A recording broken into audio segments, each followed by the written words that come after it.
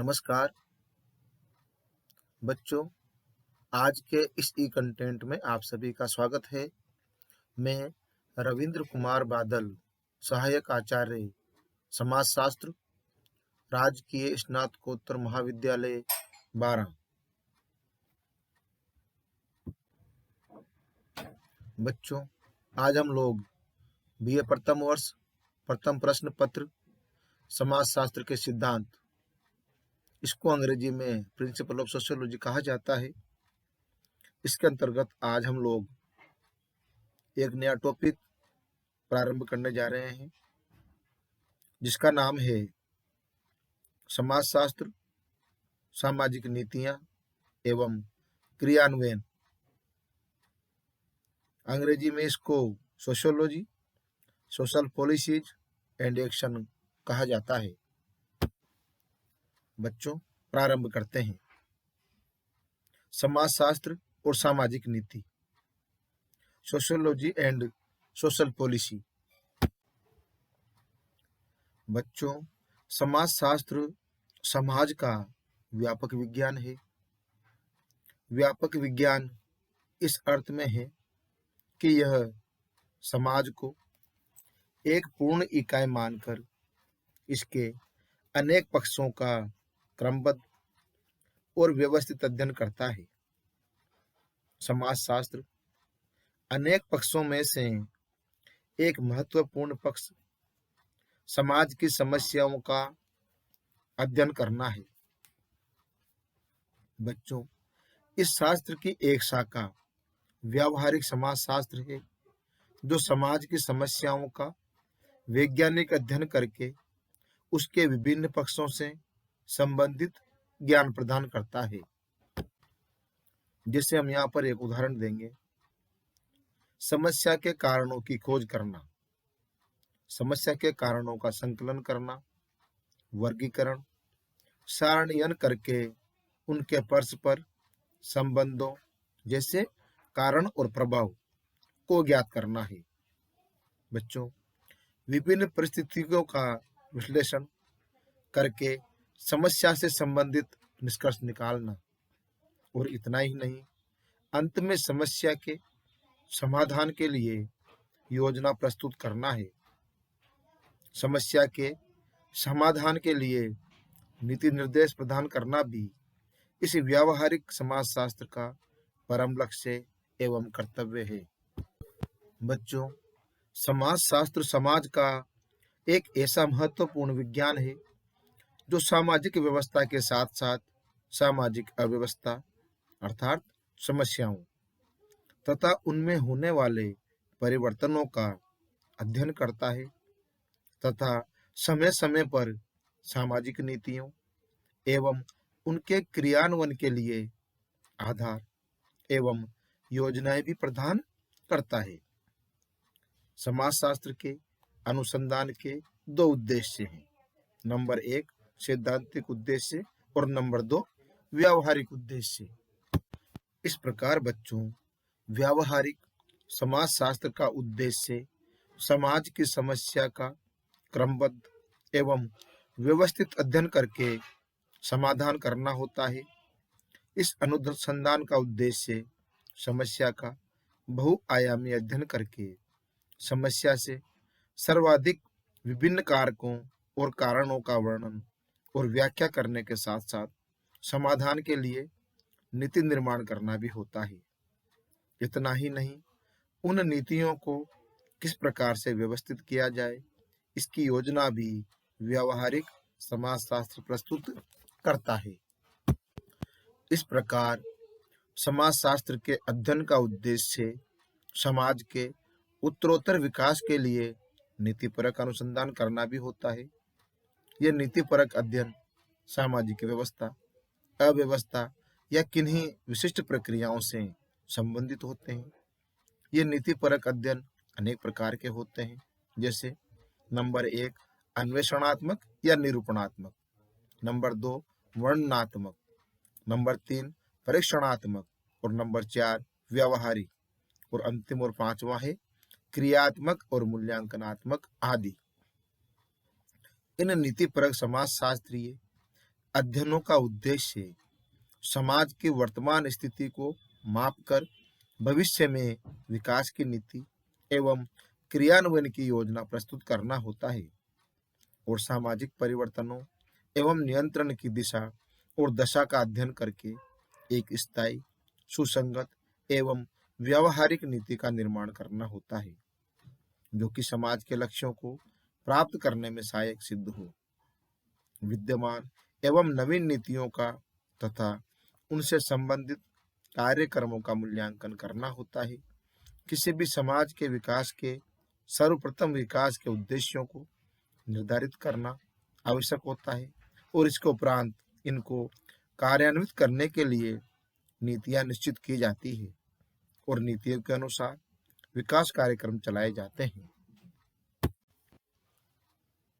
बच्चों, अब हम भारत में विकास संबंधी नीतियों तथा उनके क्रियान्वयन के लिए बनाई गई प्रमुख योजनाओं का विवेचन करेंगे।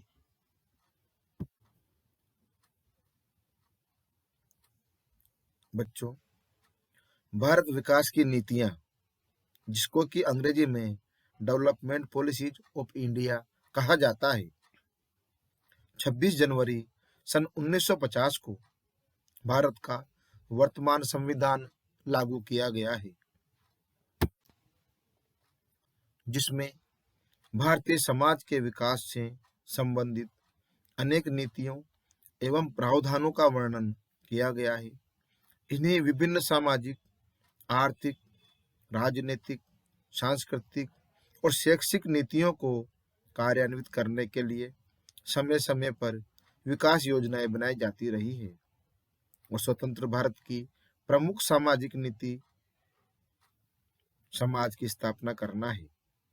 विकास नीतियां, उनके उद्देश्य, संकेतक, प्रावधान, विशेषताओं आदि का मूल आधार संविधान में वर्णित प्रावधान है, जिनमें से कुछ महत्वपूर्ण नीतियों एवं प्रावधानों का वर्णन प्रस्तुत है।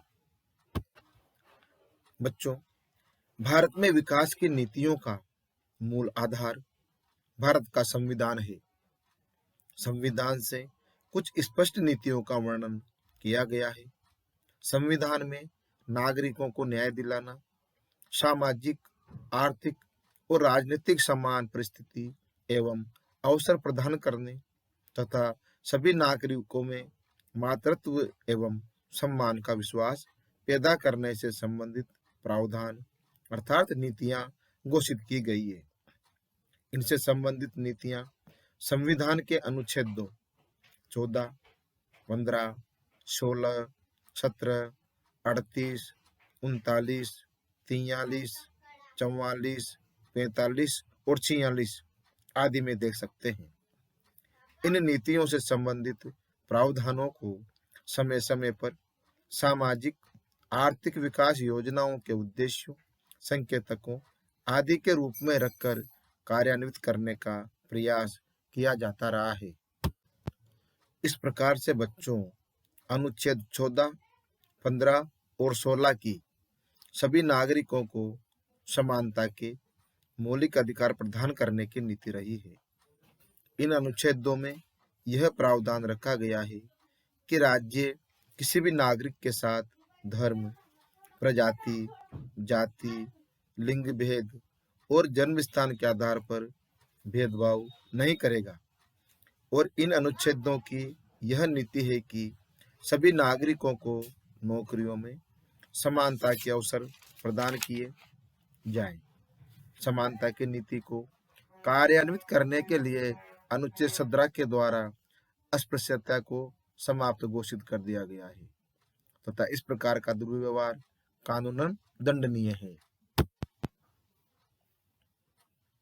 राज्य की नीति के निर्देशक सिद्धांतों में अनुच्छेद 38 के अंतर्गत राज्य जनता के कल्याण के लिए ऐसी सामाजिक व्यवस्था को प्रोत्साहित करेंगे कि जिसके द्वारा जनता को न्याय, सामाजिक, आर्थिक और राजनीतिक सुरक्षा प्रभावपूर्ण रूप से प्रदान की जाए।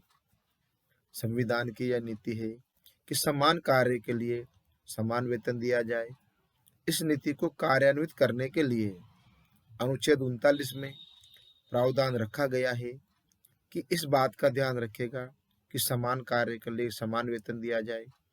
अनुच्छेद 43 इस नीति पर जोर देता है कि राज्य सभी कार्यकर्ताओं के लिए कार्य करने की अनुकूल परिस्थितियों की व्यवस्था प्रदान कराए तथा उनको जीवन यापन के लिए अनुकूल वेतन दिलवाए।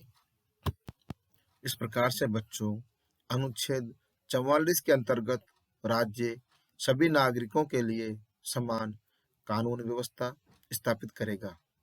अनुच्छेद 45 के अनुसार राज्य विशेष रूप से 14 वर्ष तक की आयु के बालकों के लिए निःशुल्क एवं अनिवार्य शिक्षा की व्यवस्था का प्रावधान करेगा।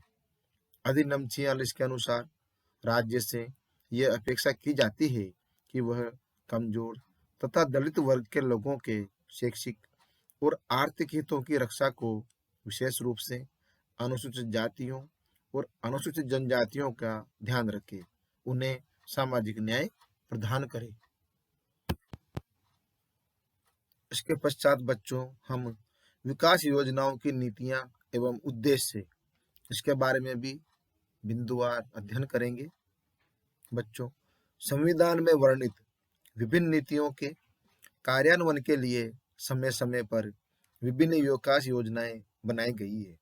इन योजनाओं की नीतियां एवं उद्देश्य इस प्रकार से हैं। नंबर 1, सामाजिक उद्देश्य, सोशल एम्स। समाजवादी समाज की स्थापना करना, प्रमुख उद्योगों के जनस्वामित्व पर बल देना, पूंजीपतियों की भूमिका को प्रतिबंधित करना, समाज में समानता, न्याय, स्वतंत्रता, मुक्तिकरण, व्यक्तिवाद को लाना है। लोगों को सुख में तथा अच्छे जीवन यापन के लिए अधिक से अधिक अवसर प्रदान करना और शिक्षा, स्वास्थ्य, पोषण, आवास तथा समाज कल्याण के लिए अधिक से अधिक सुविधाओं का विस्तार एवं सुधार करना है। दूसरा उद्देश्य है आर्थिक उद्देश्य, इकोनॉमिक्स एम्स। बच्चों, प्रति व्यक्ति आय में वृद्धि करना, राष्ट्र को आत्मनिर्भर बनाना, राष्ट्रीय आय में वृद्धि, सभी लोगों तक विकास की योजनाओं का न्यायोचित लाभ पहुंचाना, उत्पादन में कार्यकुशलता की वृद्धि के लिए आय एवं धन के न्यायोचित वितरण की उत्तम व्यवस्था करना, रोजगार के अवसरों का स्तर ठोस रूप में ऊंचा करना, आय की सुरक्षा को ऊंचा उठाना, निर्धनता का उन्मूलन करना, पर्यावरण की सुरक्षा से लिए अधिक से अधिक सुविधाओं का विस्तार एवं सुधार करना है। तीसरा बिंदु है उद्देश्य। बच्चों, एक शक्तिशाली केंद्रीय राज्य सरकार का निर्माण, राजनीतिक सत्ता के विखंडन को पुनः एकीकृत करना, ऐसी राजनीतिक व्यवस्था की स्थापना करना जो जनता के प्रति उत्तरदायी हो, राजनीतिक सत्ता का विकेंद्रीकरण करना, अधिकाधिक लोगों को निर्णय की प्रक्रिया में सम्मिलित होने के लिए प्रोत्साहित करना तथा भागीदारी में वृद्धि करना, सांप्रदायिकतावाद, प्रांतीयवाद, भाषावाद, जातिवाद आदि को समाप्त करके राष्ट्रीय एकीकरण की स्थापना करना, सभी नागरिकों को समानता के अधिकार एवं अवसर प्रदान करने के लिए अधिक से अधिक सुविधाओं का विस्तार एवं सुधार करना है। और अंतिम उद्देश्य है सांस्कृतिक उद्देश्य, कल्चरल एम्स। बच्चों, पवित्रता से धर्मनिरपेक्षता की नीति की स्थापना एवं विस्तार करना, मूलभूत मानव अधिकारों का संरक्षण करना, जैसे स्वतंत्र भाषण का अधिकार, स्वतंत्र धार्मिक अभिव्यक्ति का अधिकार प्रदान करना, जातियों, क्षेत्रों एवं वर्गों में असमानताओं का उन्मूलन करना, नागरिकों में परस्पर भ्रातृत्व की भावनाओं का विकास करके ऐसे समाज का निर्माण करना जिसमें व्यक्ति आदर्शवाद की ओर प्रेरित हो तथा लोग परस्पर निस्वार्थ त्याग एवं सहयोग की भावना से साथ साथ रहे। इसके बाद अब हम विकास नीतियों का क्रियान्वयन एवं मूल्यांकन का अध्ययन करेंगे। बच्चों, भारत में विस्तृत मानव संसाधनों की क्षमता का विकास स्वतंत्रता प्राप्ति के बाद से क्रियान्वित की गई नीतियों एवं उन पर आधारित विकास कार्यक्रमों का परिणाम है। विगत वर्षों में मानव संसाधन के विकास के क्षेत्र में उल्लेखनीय प्रगति हुई है, जिन्हें स्वास्थ्य संबंधी सेवाओं, शिक्षा और प्रौढ़ साक्षरता दरों के क्षेत्र में हुई प्रगति तथा बेहतर जनसांख्यिकीय उपलब्धियों में देख सकते हैं।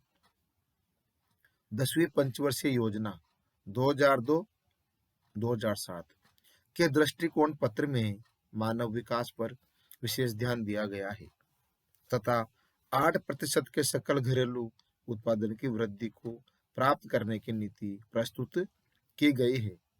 इसमें सभी व्यक्तियों और समूहों के लिए सामाजिक और आर्थिक अवसरों का तथा असमानताओं में कमी और निर्णय लेने की प्रक्रिया में और अधिक भागीदारी होना भी सम्मिलित है। 10वीं योजना तथा उसके बाद की अवधि के लिए मॉनिटर किए जाने वाले लक्ष्य।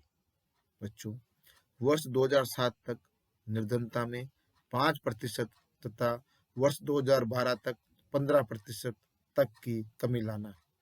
10वीं योजना अवधि के लिए श्रम बल में वृद्धि के लिए लाभकारी उच्च श्रेणी के रोजगार प्रदान करना। वर्ष 2003 तक सभी बच्चों की स्कूलों में उपस्थिति। वर्ष 2007 तक 5 वर्ष के सभी बच्चे स्कूली शिक्षा ग्रहण करेंगे। वर्ष 2007 तक साक्षरता और मजदूरी दरों में लिंग भेद घटाकर उसमें 50% की कमी लाना।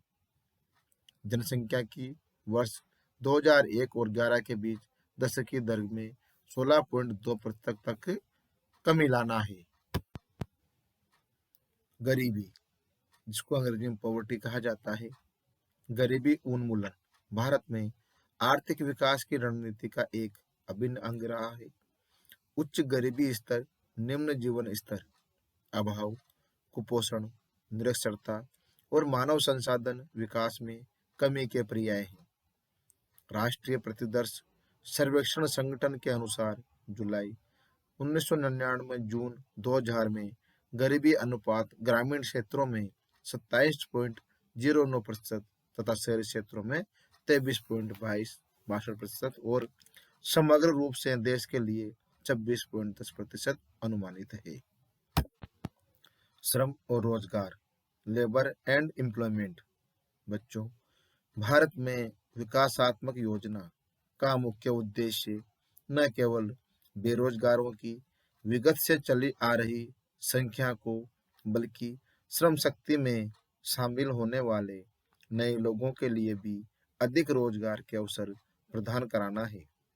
मात्रात्मक पाबंदियों को समाप्त करने, टैरिफ कम करने, श्रम कानूनों में सुधार करने और एसएसआई प्रतिबंधियों को समाप्त करने का उद्देश्य संबंधित नीतियों का भारत में अधिक श्रमजनक उत्पादन को प्रोत्साहन देना है। इस प्रकार से राष्ट्रीय प्रतिदर्श सर्वेक्षण संगठन द्वारा किए गए सर्वेक्षणों के लिए दौर पर व्यक्त करते हैं कि वर्ष 1972-73 से 1983 से 87-88 तक की अवधि के दौरान समग्र रोजगार में संगठित और असंगठित दोनों क्षेत्रों में औसत वार्षिक वृद्धि दर 2.73% थी, परंतु इसमें 1983 से 1988 तक 1.54% की गिरावट आई है।